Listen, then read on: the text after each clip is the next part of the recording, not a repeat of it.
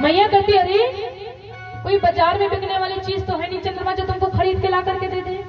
चंदा मामा बड़ी दूर है कैसे इनको लाऊं।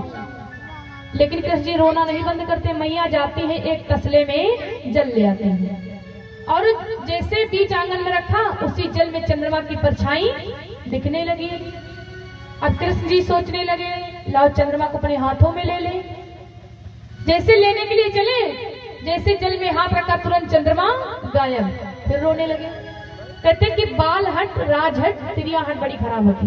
दशरथ जी अपने मन में सोचते आखिर बात क्या है जो मेरी कैकेयी रानी ने दक्षिण दिशा में मुझे जाने से मना किया है।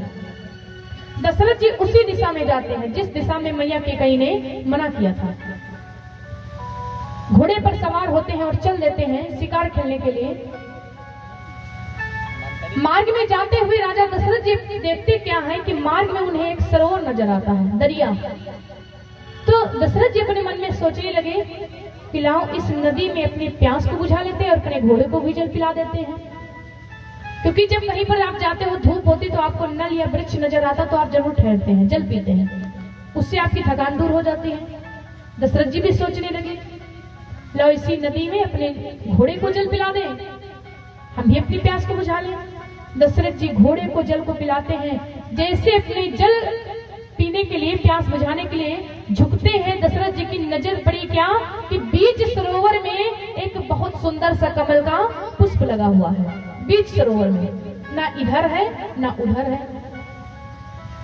तो दशरथ जी अपने मन में सोचते हैं लाओ इस कमल को हम अपने बाणों के द्वारा उतार लेते हैं और ये कमल पुष्प लेकर के जाकर के जब कैकेयी रानी को देंगे तो वो बड़े प्रसन्न होंगी। क्योंकि कैकेयी माता से दशरथ जी बहुत प्रेम करते थे। लेकिन वो कमल का पुष्प ये समझ लीजिए राजा दशरथ को दुख देने के लिए ही आया है। ना तो बीच कि ना इधर है इस साइड में ना उस साइड में बीच में लगा हुआ है, ना इधर से तोड़ सकते ना उधर से तोड़ सकते। लेकिन दशरथ जी के पास में शब्द भेदी बाण था। तो दशरथ जी सोचते कि लाओ इस कमल के पुष्प को हम अपने बाणों के द्वारा उतार लेते हैं, जाकर के कैकेयी रानी को दूंगी तो ये बड़ी प्रसन्न होंगी। कैकेयी रानी इस कमल को पुष्प पा करके दशरथ जी उस कमल के पुष्प को तोड़ने के लिए एक बाण चलाते हैं, लेकिन वो कमल का पुष्प नहीं आया। दूसरा बाण चलाते लेकिन वो कमल का पुष्प नहीं आया। तीसरा बाण चलाते लेकिन वो कमल का पुष्प नहीं आया। इसी प्रकार से दशरथ जी ने कई बाणों को चलाया तो कमल के पुष्प से आवाज आई कि सुन निर्वंशी, हम तुम जैसे निर्वंशियों के हाथों से आने वाले नहीं हैं। दशरथ, हम तुम जैसे निर्वंशियों के हाथों से आने वाले नहीं हैं। बिरथा ही दशरथ बाण चलायो, मोई निर्वंशी तोड़ न पायो। सुनो दशरथ जी, हम तुम जैसे निर्वंशियों के हाथों से आने वाले नहीं हैं। भक्तों, आज राजा दशरथ जी को पुत्र के लिए बहुत ही दुख हुआ। दशरथ जी अपने मन में सोचते हैं संसार मुझे निर्वंशी का शब्द कहता था तो मुझे इतना दुख नहीं होता था। लेकिन अगर कोई भाई की संतान न हो, पूरा जमाना उसे निर्वंशी का शब्द कहे तो इतना नहीं खलेगा। अगर पशु पक्षी जीव जंतु सब लोग उसे निर्वंशी का शब्द कहने लगे तो उसे बहुत दुख होगा। जब आज एक कमल के पुष्प ने राजा दशरथ जी को निर्वंशी का शब्द कहा तो दशरथ जी को बहुत ही दुख हुआ। इतना दुख हुआ कि आज तक जीवन में इतना दुख कभी हुआ ही नहीं पुत्र के लिए। इसीलिए स्वामी जी ने लिखा क्या, एक बारी भूपति मन माही, एक बारी भूपति मन माही।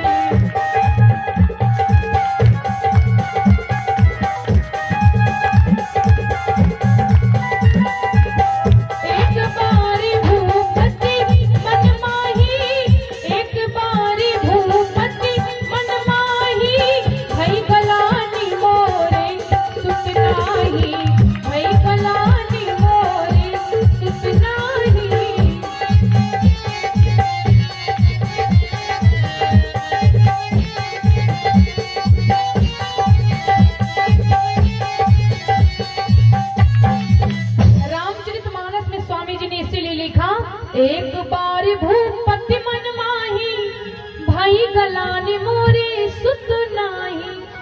आज दशरथ जी को जितना दुख हुआ कमल के पुष्प ने जब निर्वंशी का शब्द कहा तो राजा दशरथ जी को बहुत ही दुख हुआ। इसीलिए स्वामी जी ने लिखा, एक बार भूपति मन माही, भाई गलान मोरे सुत नाही। दुख तो रोज होता था कि मेरे कोई संतान नहीं, लेकिन जब कमल के पुष्प ने निर्वंशी का शब्द कहा तो बहुत ही दुख हुआ। आप दशरथ जी अपने मन में सोचते हैं कि मेरी रानी ने ठीक ही कहा था, अगर मैं दक्षिण की दिशा में ना जाता तो एक कमल के पुष्प ने मुझे निर्वंशी का शब्द ना कहा होता। दशरथ जी अपने मन में बहुत पश्चाताप करते हैं और तुरंत अपने महलों में घोड़े पर सवार होकर के अपने महलों को आते हैं। आकर के कैकेयी माता के भवन में जाते हैं और बहुत उदास होकर के बैठे हैं। मैया कैकेयी कहती है, मैया तुरंत चक्रवर्ती जी के चेहरे को देख करके पहचान गई, क्योंकि सच्ची अर्धांगिनी वही है जो अपने पति के फेस देख करके, चेहरा देख करके उनकी बातों की मन की जान जाए। मैया जान गई कि दशरथ जी कहते कि सुनो रानी, आपने ठीक ही कहा था, अगर मैं दक्षिण की दिशा में ना जाता तो आज मुझे कमल के पुष्प ने निर्वंशी का शब्द ना कहा होता। ये दुनिया मुझे निर्वंशी का शब्द कहती थी तो मुझे इतना दुख नहीं होता था, लेकिन आज मुझे जितना दुख हो रहा है पुत्र के लिए, अगर एक मुझे पुत्र होता, सिर्फ एक ही होता, तो एक कमल के पुष्प ने मुझे निर्वंशी का शब्द ना कहा होता। रानी, इस जिंदगी से अच्छी तो मौत है। अब कैकेयी मैया कहती कि आपने तो जीवन में गुरु किया है, आप गुरु के पास में जाइए और वो आपको कोई ना कोई उपाय अवश्य बताएंगे। अगर सच्चा गुरु है ना, तो सच्चे गुरु में इतनी सामर्थ होती कि वो श्राप को भी वरदान बना सकता है। लेकिन आजकल जमाने में सच्चे गुरु बहुत कम मिलेंगे। ज्यादातर कैसे मिलेंगे? देखिए, मैं सबकी बात नहीं करती, लेकिन ज्यादातर संत तो ऐसे ही मिलेंगे। और कुछ हमारे पृथ्वी पर सच्चे भी संत हैं, क्योंकि जो हमारी पृथ्वी चल रही वो सच्चे संतों की मनोबल से, उसी से चल रही है, सत्य नारियों के मनोबल से। लेकिन कुछ बनावटी बाबा जरूर इस दुनिया में हैं। ज्यादातर गुरु कैसे मिलेंगे? गलियन गलियन गुरु घूमे, गली गली में गुरु घूम रहे हैं। कोई चेलो मंत्र ले, स्वर्ग जाओ चाहे नर्क जाओ, हमें धोती कुर्ता दे। ज्यादातर तो ऐसे ही गुरु मिलेंगे। गली गली में गुरु घूमे, कोई चेलो मंत्र ले, और स्वर्ग जाओ चाहे नर्क जाओ, हमें धोती कुर्ता दे। बाबा गीता धोती कुर्ता दिएगा। लेकिन मैं सबकी बात नहीं करती, कुछ संत है हमारे पृथ्वी पर, लेकिन ज्यादातर ऐसे ही आपको मिलेंगे। तो मैया ने कहा कि आपने तो जीवन में गुरु किया है, आप गुरु के पास में जाइए, और अगर सच्चा गुरु है तो श्राप को भी वरदान बना सकता है। कैसे? ध्यान से सुनिएगा कि सच्चा गुरु श्राप को वरदान कैसे बनाता है। एक गांव में एक किसान रहता था।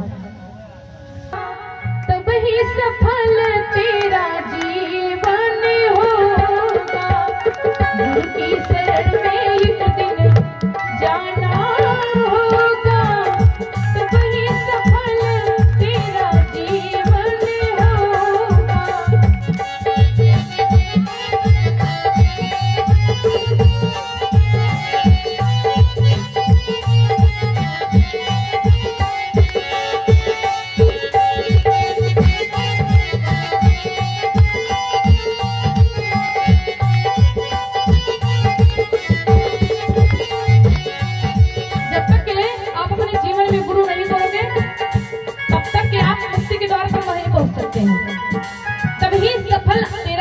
होगा। गुरु की शरण में तुझको जाना होगा।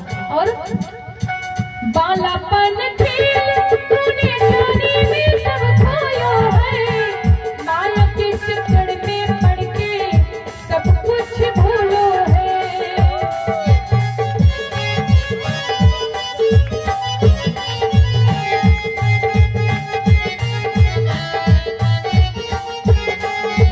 बालापन अपने खेल में गवा दिया, जवानी आपने इधर उधर चीजों में गंवा दिया, और बचा आपका चौथापन। तब आप कहते हैं गुरु मंत्र ले लें, लेकिन जब तक कि गुरु की शरण में नहीं जाओगे आपका जीवन सफल नहीं होगा। बालापन खेल तूने जानी में सब खेला है, माया के चक्कर में पड़ के सब कुछ भूलो है।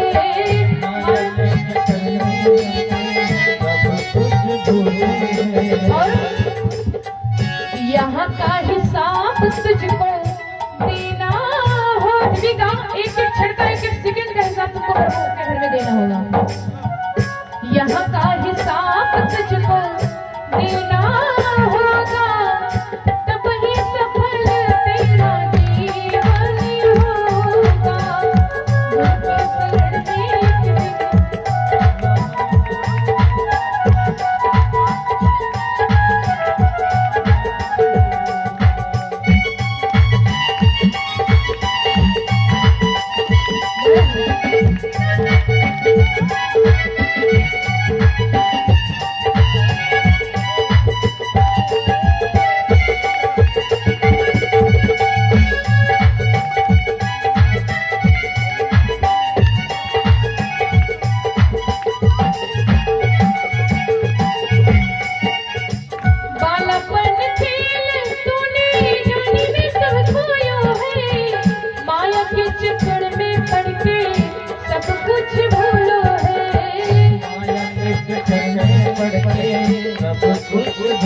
कुछ लोग हमारे कलयुग में दिन रात अपने बारे में ही सोचते रहते हैं, दिन रात अपने बारे में सोचते हैं।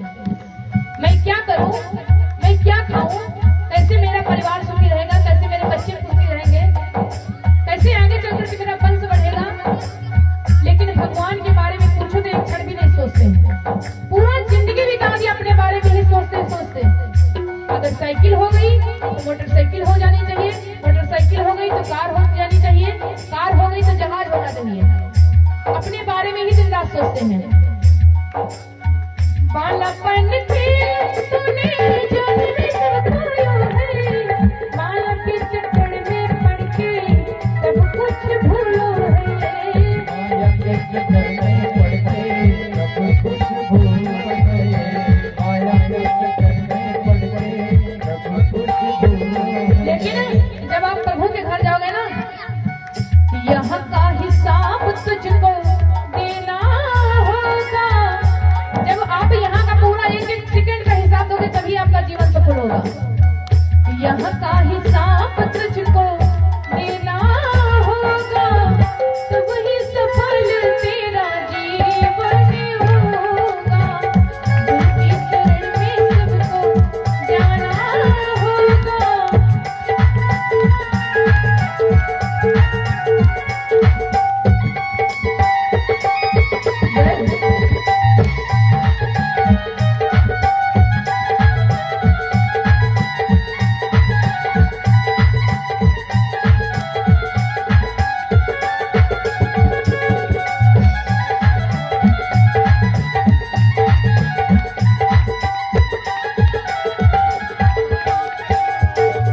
बोली सच्चे दरबार की, बोली गुरुदेव भगवान की। गुरु की शरण में तुमको जाना होगा, तो वही सफल तेरा जीवन होगा, तभी आपका जीवन सफल। कुछ लोग तो दिन रात अपने बारे में ही सोचा करते हैं, दिन रात पूरा दिन बिता देते अपने बारे में ही सोचते। और आज के लोग कहते कि जिसने नहीं किया है भगवान का भजन, जीवन है व्यर्थ उनका पाकर के मानुष तन। उनका जीवन व्यर्थ है जिसने इस पृथ्वी पर आकर के भगवान का गुणगान नहीं किया। क्योंकि जिस दिन आप प्रभु के घर जाओगे ना, तो यहाँ का एक एक क्षण का आपको हिसाब देना होगा। और दिन रात परिवार के बारे में सोचा करते हैं, लेकिन आप सोचे कि आपके साथ में कोई जाएगा? कोई नहीं जाएगा। ना आपकी काया जाएगी, ना आपका माया जाएगा, ना आपका परिवार जाएगा। और तुम्हारे ही घर वाले कहेंगे ये बाबा जी की चारपाई है, ये फेंक दो। पिताजी इस पर लेटते थे, चारपाई फेंक दो। ये पिताजी के वस्त्र है, इनको फेंक दो। पूरा सामान फेंक देंगे। और अगर बाबा जी के पिताजी के पड़े गले में पड़ी है सोने की चैन, तो कहेंगे ये रख लो, ये बाबा की निशानी है, ये बप्पा की निशानी है, ये चैन रख लियो। और चारपाई फेंक दी, उनके कपड़े फेंक दियो, सब कुछ फेंक दियो, लेकिन चैन रख लियो, बाबा की निशानी है। तो आप लोग इतना काहे परेशान माया में पड़ के? बालापन खेल तूने